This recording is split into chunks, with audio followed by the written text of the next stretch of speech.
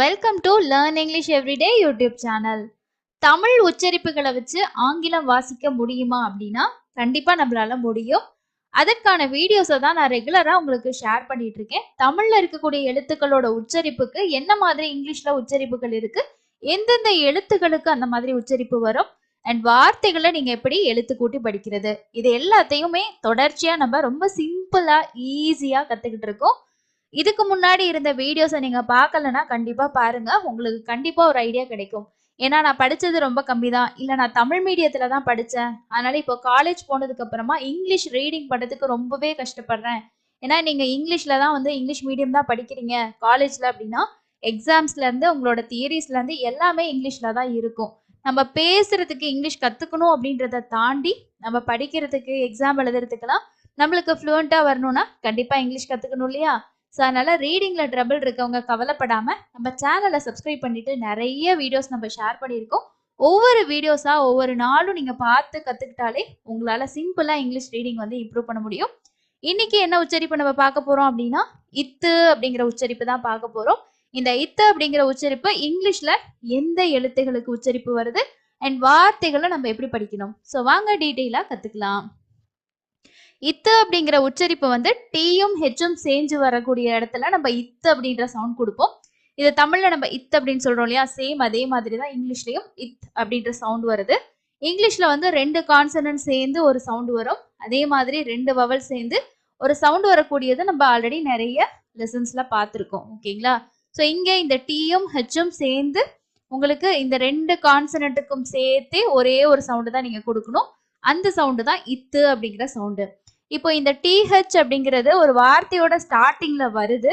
அதுக்கு அடுத்தது உங்களுக்கு ஒரு வவல் வருதுன்னா அதை எப்படி நீங்க படிக்கணும்? ஃபார் எக்ஸாம்பிளுக்கு இப்போ தட் அப்படிங்கிற இந்த வார்த்தையை எடுத்துக்கோங்க.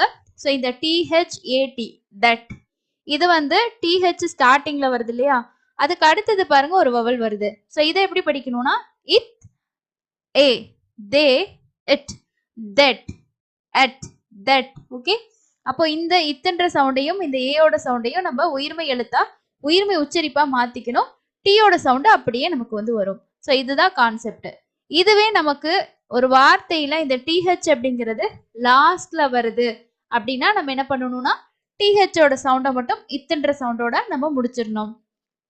இதுவே ஒரு வார்த்தையில இந்த டிஹெச் அப்படிங்கிறது மிடில்ல வருது, அதாவது இடையில வருது, அதுக்கு அடுத்தது கான்சனன்ட்டோ வவலோ வருது அப்படின்னா நம்ம இப்போ இங்க பாருங்க, இந்த எம்மையும் ஓவையும் சேர்த்து நம்ம உயிர்மை உச்சரிப்பா மாத்திடுவோம்.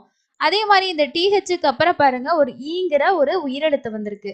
அப்போ இங்கேயும் நம்ம உயிர்மை உச்சரிப்பா தான் மாத்தி படிக்கணும். ஸோ லாஸ்ட்ல வர்ற ஆரோட சவுண்டு அப்படியே உங்களுக்கு இருக்கும்.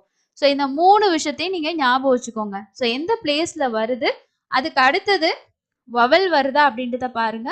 அதுக்கு அடுத்தது ஒரு கான்சனன்ட் வருது. இப்போ பாத்தீங்கன்னா இந்த இடத்துல எஸ்ன்னு வந்துச்சுன்னு வச்சுக்கோங்க. அப்போ நம்ம என்ன பண்ணுவோம், இந்த டிஹெச்சுக்கு இத்துன்ற சவுண்டும் எஸ்ஸுக்கு இஸ்ன்ற சவுண்டும் நம்ம கொடுத்துருவோம். அங்க எந்த உச்சரிப்புமே நம்ம மாத்த தேவையில்லை. ஸோ இந்த பேசிக்கான ரூலை நீங்க தெரிஞ்சுக்கிட்டாலே போதும். இப்போ வாங்க நம்ம படிக்க ஸ்டார்ட் பண்ணலாம். அதுக்கு முன்னாடி இங்கிலீஷ்ல இருக்கக்கூடிய வவல்ஸ் உங்களுக்கு தெரியும். ஏ, இ, ஐ, ஓ, யூ. இங்க வை நம்ம ஏன் மென்ஷன் பண்ணியிருக்கோம்னா வைக்கு 2 விதமான உயிர் உச்சரிப்புகள் இருக்கு. வைன்றது மெய்யெழுத்தாவே இருந்தாலுமே அதற்கு உயிர் உச்சரிப்புகள் 2 இருக்கு. அதனாலதான் அதை நம்ம பார்ஷியலா உயிரெழுத்து அப்படின்னு சொல்லி சொல்றோம். ஓகே, ஸோ இந்த விஷயத்தையும் நீங்க ஞாபகம் வச்சுக்கோங்க. இப்போ வார்த்தைகள்ல எப்படி படிக்கிறது? ஃபர்ஸ்ட் நம்ம பார்க்க போற எல்லா வார்த்தைகளுமே டிஹெச் அப்படிங்கிறது வார்த்தையோட ஸ்டார்டிங்ல வரும். ஸோ இங்க பாத்தீங்கன்னா இத்து, ஓ, தோ, இஸ், தோஸ், தோஸ். ஓகே, இத், தோஸ். அடுத்தது இத், ரீ, த்ரீ. இங்க நம்ம ஏன் இத்துன்றது அப்படியே சொல்லியிருக்கோம் அப்படின்னா அதுக்கு அடுத்தது ஒரு கான்சனன்ட் ஆர் அப்படிங்கிறது வந்திருக்கு. ஆருக்கு அடுத்தது 2 ஈ வந்திருக்கு. இந்த 2 ஈயோட சவுண்டு ஈ அப்படிங்கிற சவுண்டு. அப்போ த்ரீ, த்ரீ. இத் அப்படின்ற சவுண்டு அப்படியே உங்களுக்கு இருக்கும். ரீ, த்ரீ அப்படின்னு படிக்கணும். இங்க த, தண்டர், தண்டர், தண்டர். இத், at, that, that. Okay, so அடுத்தது பாருங்க, தி, இன், தின், தின். தி, இங்க், திங்க் திங்க் இங்க்னு சவுண்ட் வரும். இங் இக்கு சேர்ந்து வரும். திங்க். அதே மாதிரி தெம் இது ஏ தே தெம். தி is this this. Okay. So அடுத்தது வந்து வார்த்தைகள்ல டிஹெச் அப்படிங்கிறது லாஸ்ட்ல வந்து வருது பாருங்க. இங்க எல்லாமே வார்த்தையோட கடைசியில வந்து வருது. அதுக்கு அடுத்தது எந்த உயிரெழுத்தோ எந்த மெய்யெழுத்தோ எதுவுமே கிடையாது. அப்ப என்ன உச்சரிப்பு வரும்? இத்துங்கிறதுலே தான் முடியும். பாத் பாத், போத் போத், earth earth. அதே மாதிரி டெப்த் டெப்த். ஓகே. ஸோ இங்க எல்லாம் எங்க வருது? லாஸ்ட்ல வந்து வருது. ஸோ அடுத்தது வந்து பாருங்க, லாஸ்ட்லயும் வருது, ரெண்டு வார்த்தைகள்ல இடையிலையும் வந்து வருது.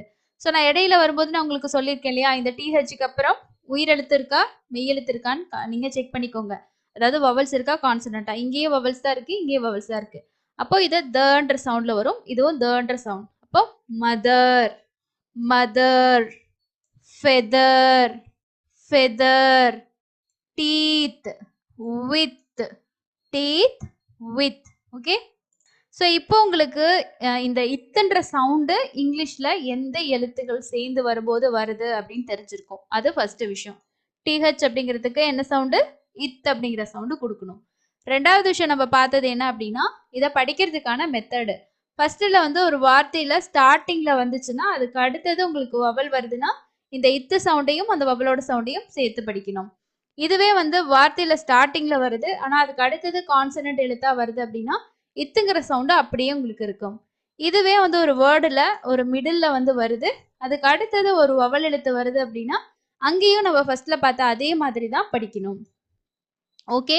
ஸோ லாஸ்ட்ல வந்து வார்த்தையில உங்களுக்கு டிஹெச் வருது அப்படின்னா இத்துன்ற சவுண்டு தான் வரும். இதுக்கு அடுத்தது உங்களுக்கு கான்சனன்ட் வந்துச்சுனாலும் இத்துன்ற சவுண்டு தான் வரும். இப்போ உங்களுக்கு இந்த டிஹெச்சோட சவுண்டும் அதை எப்படி படிக்கணுன்றது புரிஞ்சிருக்கும்.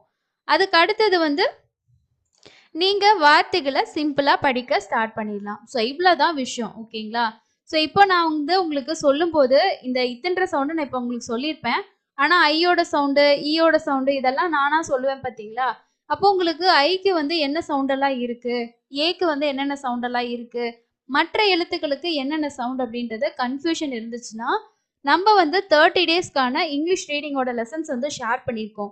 அந்த 30 டேஸில் இங்கிலீஷில் இருக்கக்கூடிய நிறைய ரூல்ஸும் ஒவ்வொரு எழுத்துக்களுக்குமான உச்சரிப்பும் எல்லாமே நம்ம டீட்டெயிலாக சிம்பிளாக ஒவ்வொரு நாள் லெசனில் நம்ம வந்து ஷேர் பண்ணியிருப்போம்.